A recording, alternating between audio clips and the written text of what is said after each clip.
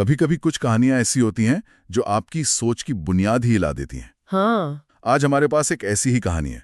एक नामी साइकियाट्रिस्ट, उसकी एक मरीज और कुछ ऐसे थेरेपी सेशंस के टिप्स जिन्होंने मेडिकल साइंस की दुनिया में हलचल मचा दी थी। और ये कहानी डॉक्टर ब्रायन वीस की किताब मैनी लाइव्स मैनी मास्टर्स से आती है।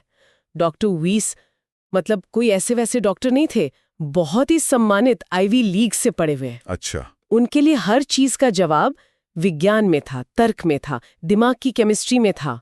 लेकिन फिर उनकी जिंदगी में कैथरीन नाम की एक मरीज आई, कैथरीन, जो सालों से एंजाइटी, पैनिक अटैक्स और कई तरह के डरों से जूझ रही थी। और पारंपरिक थेरेपी काम नहीं कर रही थी। बिल्कुल। और फिर एक तरह से आखिरी कोशिश के तौर पर डॉक्टर वीस ने हिप्नोसिस यानी सम्मोहन का इस्तेमाल करने का फैसला किया। उन्हें लगा था कि शायद वो कैथरीन के बचपन की किसी दबी हुई याद तक पहुंच पाएंगे। पर वो जहां पहुंचे उसकी उन्होंने कल्पना भी नहीं की थी। कहाँ पहुंच गए? वो कैथरीन के बचपन में नहीं बल्कि उसके पिछले जन्मों में पहुंच गए। बाप रे। आज हम इसी अविश्वसनीय सफर की बात करेंगे। मतलब कैसे एक थेरेपी सेशन चेतना और मौत के बाद की जिंदगी पर एक गहरी खोज बन गया। और ये सिर्फ कैथरीन के ठीक होने की कहानी नहीं है, ये एक वैज्ञानिक के बदलने की कहानी है। सही बात है। तो चलिए इस हैरान कर देने वाले सत्र की गहराइयों में उतरते हैं। सबसे पहले ये समझना जरूरी है कि इस पॉइंट तक आते आते डॉक्टर वीस खुद हैरान थे। कैथरीन के लक्षणों में बहुत तेजी से सुधार हो रहा था। बिल्कुल। और यही चीज उन्हें और ज्यादा क्यूरियस बना रही थी। एक डॉक्टर के तौर पर उनका दिमाग कह रहा था कि ये सब मरीज की कल्पना है, एक फैंटेसी है। हाँ, होना भी चाहिए। लेकिन एक थेरेपिस्ट के तौर पर वो देख रहे थे कि ये फैंटेसी असल में काम कर रही थी। कैथरीन ठीक हो रही थी। यहीं से उनका वो अंदरूनी संघर्ष शुरू होता है। और इसी कश्मकश के बीच अगला सत्र शुरू होता है। कैथरीन फौरन एक गहरी ट्रांस में चली जाती है और वो बोलना शुरू करती है।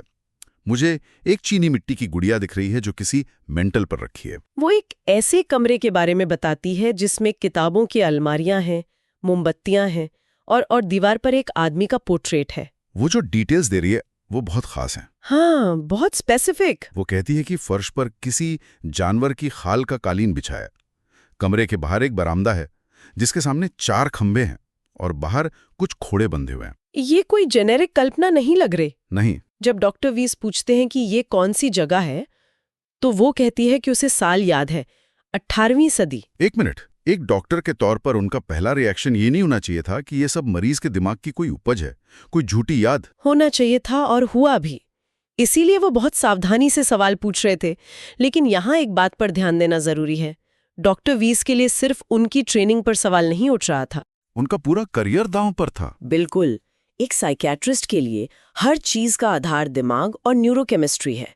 ये स्वीकार करना कि कोई आत्मा या पिछला जन्म जैसी चीज सच हो सकती है, ये तो उनके लिए अपनी पेशेवर पहचान को ही मिटाने जैसा था। ये सिर्फ हैरानी की बात नहीं थी, ये एक प्रोफेशनल क्राइसिस था। और इसी क्राइसिस के बीच कैथरीन उस जन्म की कहानी आगे बढ़ाती है। वो बताती है कि उस घर में वो एक नौकरानी थी। और ये पॉइंट बहुत दिलचस्प है। जो लोग पुनर्जन्म की बातों पर शक करते हैं, उनका एक बड़ा तर्क ये होता है कि लोग हमेशा खुद को क्लियोपैट्रा या नेपोलियन या कोई राजा रानी ही क्यों याद करते हैं? हाँ, कोई खुद को एक मामूली किसान या नौकर क्यों नहीं याद करता। कैथरीन का ये कहना कि वो एक नौकरानी थी, इस कहानी को एक तरह की जमीनी हकीकत देता है। सही बात है। ये कोई भव्य कल्पना नहीं बल्कि एक साधारण मुश्किल जिंदगी की याद लगती है। और वो जिंदगी की मुश्किलों को भी याद करती है। हाँ, वो बताती है कि कैसे एक घोड़े ने उसे लात मार दी थी जिससे उसका पैर बुरी तरह जख्मी हो गया था। अच्छा। वो संपत्ति पर ही बने एक छोटे से एक कमरे के घर में एक आदमी के साथ रहती थी जिसे वो अपना साथी कहती है, पर यह कोई औपचारिक शादी नहीं थी। मतलब वो उस दौर के सामाजिक हाशिए पर जी रही थी, गरीबी, अधिकारहीनता और शायद थोड़ी बेबसी भी। ये बेबसी तब और साफ दिखती है जब वो उस घर के मालिक की बेटी की शादी का जिक्र करती है। ओके। उसे और दूसरे नौकरों को शादी में शामिल होने की इजाजत नहीं थी। वो बस दूर से मेहमानों को आते जाते देख सकते थे। जब डॉक्टर पूछते हैं कि उसे कैसा लगा, तो कैथरीन एक शब्द में जवाब देती है, नफरत। वो कहती है क्योंकि हम गरीब हैं और हम उनसे बंधे हुए हैं। उफ। वो अपनी पूरी जिंदगी उसी संपत्ति पर गुजार देती है। ये उस जीवन के अधूरेपन और निराशा को दिखाता है।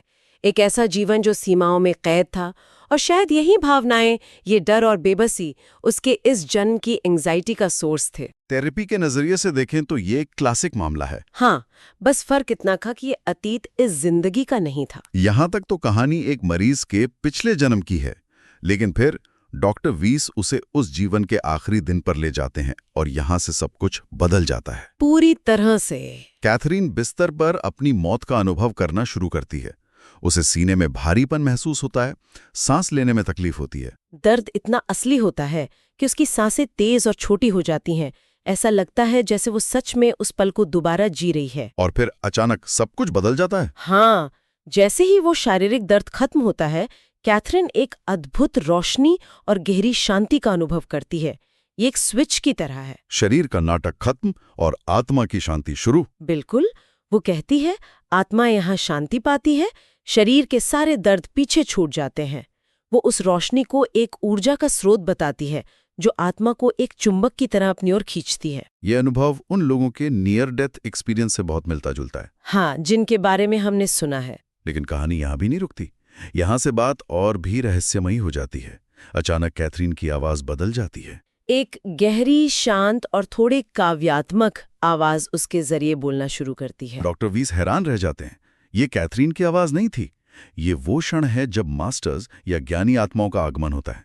और डॉक्टर वीस एक सवाल पूछते हैं, क्या हम अपने जन्म और मृत्यु का समय और तरीका चुनते हैं? और जो जवाब आता है वो हमारी जिंदगी और मौत की पूरी समझ को चुनौती देता है। वो गहरी आवाज कहती है, हाँ, हम चुनते हैं कि हम कब अपनी भौतिक अवस्था में आएंगे और कब जाएंगे। हम जानते हैं कि जब हमने वो पूरा कर लिया है जिसके लिए हमें यहाँ भेजा गया था। ये सोचना ही कितना बड़ा है कि हमारा जीवन और मृत्यु कोई हादसा नहीं बल्कि एक सोचा समझा चुनाव है। डॉक्टर वीस को तुरंत समझ आ जाता है कि ये कैथरीन नहीं बोल रही है। वो पूछते हैं, मुझसे कौन बात कर रहा है? तब कैथरीन अपनी सामान्य धीमी आवाज में जवाब देती है, मुझे नहीं पता, मैं सिर्फ किसी और की आवाज सुन रही हूँ और उसे दोहरा रही हूँ। वो खुद इस बातचीत में एक दर्शक जैसी है, एक चैनल, एक माध्यम बन गई है। इसके बाद वही मास्टर्स कैथरीन के उस 18वीं सदी के जीवन का विश्लेषण करते हैं।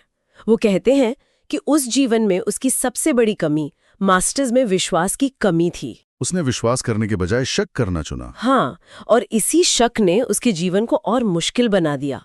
ये एक बहुत गहरी सीख है कि हमारी मान्यताएं, हमारा विश्वास, हमारे अनुभवों को कैसे बनाता या बिगाड़ता है। और फिर एक दूसरे मास्टर की आवाज आती है जिसका अंदाज पहले वाले से थोड़ा अलग है। वो आवाज कहती है, सभी का मार्ग मूल रूप से एक ही है। हम सभी को दान, आशा, विश्वास, प्रेम जैसी कुछ चीजें सीखनी होती हैं। असली इनाम कुछ करने में है, लेकिन बिना किसी उम्मीद के कुछ करने में, निस्वार्थ भाव से।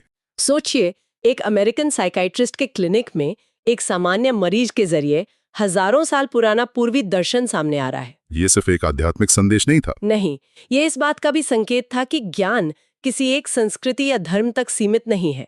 ये सार्वभौमिक है, यूनिवर्सल है। और फिर डॉक्टर वीस वो सवाल पूछते हैं जो कोई भी थेरेपिस्ट पूछेगा, मैं कैथरीन की सबसे अच्छी मदद कैसे कर सकता हूँ? और उन्हें जो जवाब मिलता है वो शायद उस पूरी किताब का सबसे चौंकाने वाला पल है। क्या जवाब मिलता है? वही काव्यात्मक मास्टर की आवाज कहती है, यह तुम्हारे लिए है, उसके लिए नहीं। मेरे रोंगटे खड़े हो गए। और ये कहानी का सबसे बड़ा सबक है, कभी कभी इलाज करने वाला ही सबसे बड़ा मरीज होता है। डॉक्टर वीस कैथरीन के डर का इलाज करने आए थे, लेकिन असल में ये सत्र उनके अपने आध्यात्मिक और बौद्धिक डर का इलाज कर रहा था। उनका वो डर जो विज्ञान से परे किसी भी चीज को मानने से इनकार करता था। ये हमें बताता है कि सीखने की प्रक्रिया में भूमिकाएं कभी भी स्थायी नहीं होती। ये तो किसी फिल्म के सीन जैसा लगता है। मनोचिकित्सक की मरीज बन गया, वो हैरान होकर पूछते हैं, मेरे लिए? और आवाज जवाब देती है, हाँ, जो हम कह रहे हैं वो तुम्हारे लिए है। कमाल है। हाँ, बिल्कुल। और शायद यही सबसे बड़ी थेरेपी थी, ये समझना कि आप यहाँ सिर्फ ज्ञान देने के लिए नहीं बल्कि लेने के लिए भी है। जब डॉक्टर उन मास्टर्स का नाम पूछते हैं तो वे जवाब में उनके जीवन और मृत्यु के बारे में एक कविता जैसी बात कहते हैं, जिसका सार ये था कि उनका मार्गदर्शन किया जाएगा और जब उनका काम पूरा हो जाएगा तभी उनका जीवन समाप्त होगा। ये संदेश सीधे सीधे डॉक्टर वीस के लिए थे। उन्हें बताया जा रहा था कि उनके जीवन का एक बड़ा उद्देश्य है, एक काम है जिसे पूरा करने के लिए उन्हें यहाँ भेजा गया है। और कैथरीन के साथ ये अनुभव उसी बड़े उद्देश्य का एक हिस्सा है। ये अब सिर्फ एक मरीज का इलाज नहीं था, कि कैसे एक बार वो ट्रैफिक जाम में फंसे थे और अपने बेटे को बेसबॉल मैच के लिए ले जा रहे थे। आमतौर पे उन्हें बहुत गुस्सा आता, वो बेचैन हो जाते। हाँ, लेकिन उस दिन उन्हें कोई गुस्सा नहीं आया क्यों? क्योंकि उनका नजरिया बदल गया था। बिल्कुल, उनका ध्यान इस बात पर था कि वो अपने बेटे के साथ कार में अच्छा समय बिता रहे हैं। उन्हें एहसास हुआ कि उस दोपहर का असली मकसद बेसबॉल मैच देखना नहीं, बल्कि अपने बेटे के साथ होना था। हाँ, जाम ने उन्हें वो मौका दिया। ये दिखाता है कि कैसे ये आध्यात्मिक ज्ञान सिर्फ बड़ी बड़ी बातें नहीं है, ये हमारे रोजमर्रा के व्यवहार में, हमारी छोटी छोटी प्रतिक्रियाओं में ठोस बदलाव लाता है। हम ट्रैफिक नहीं बदल सकते, लेकिन ट्रैफिक में अपना मूड जरूर बदल सकते हैं। उनका फोकस पहुंचने से हटकर होने पर आ गया। और वो अपने परिवार को भी एक नए नजरिए से देखने लगते हैं। उन्हें महसूस होता है कि उनकी पत्नी या बच्चों की छोटी मोटी कमियां कितनी महत्वहीन हैं। असली चीज तो बस प्रेम है। हाँ, वो अपनी खुद की कमियों को भी स्वीकार करना सीख जाते हैं। उन्हें अब हर समय परफेक्ट रहने या दूसरों को प्रभावित करने की जरूरत महसूस नहीं होती। और इस पूरी यात्रा में उनकी पत्नी कैरल का बहुत बड़ा रोल था। एक वैज्ञानिक के लिए इस तरह के अनुभवों से गुजरना और उन्हें दुनिया के सामने स्वीकार करना बहुत मुश्किल होता है। मजाक उड़ने का, करियर बर्बाद होने का डर होता है। बिल्कुल, लेकिन उनकी पत्नी ने उनकी बातों को खुले दिमाग से सुना और उन्हें हौसला दिया। ये दिखाता है कि ऐसे सफर में एक भरोसेमंद साथी का होना कितना जरूरी है। तो इस सब का क्या मतलब है? ये जो अंश है, ये हमें दिखाता है कि कैसे डर और चिंता के इलाज के लिए शुरू हुआ एक साधारण थेरेपी सेशन चेतना, कर्म और जीवन के उद्देश्य की एक असाधारण यात्रा में बदल गया। और ये हमें याद दिलाता है कि सबसे गहरे सत्य अक्सर सबसे अनएक्सपेक्टेड जगहों से सामने आते हैं। सही बात है। डॉक्टर ने अपने मरीज के डर का इलाज करने की कोशिश की, लेकिन अंत में उन्हें खुद के अस्तित्व और जीवन के बड़े सवालों के जवाब मिले। ये ज्ञान किताबों से नहीं आया। नहीं, बल्कि एक मानवीय अनुभव की गहराई से आया, जिसने विज्ञान और अध्यात्म के बीच की दीवार को ही गिरा दिया। और ये कहानी एक बहुत ही गहरा विचार हमारे लिए छोड़ जाती है। अगर मास्टर्स की बात सच है, अगर हमारे जीवन का उद्देश्य साल गिनना नहीं बल्कि सबक सीखना और हमें सौंपे गए काम को पूरा करना है, तो हम आज अपने जीवन को कैसे अलग तरह से देख सकते हैं? वे कौन से सबक हैं जिन्हें हम शायद नजरअंदाज कर रहे हैं, और वो कौन सा काम है जिसे पूरा करने के लिए हमें यहाँ भेजा गया है?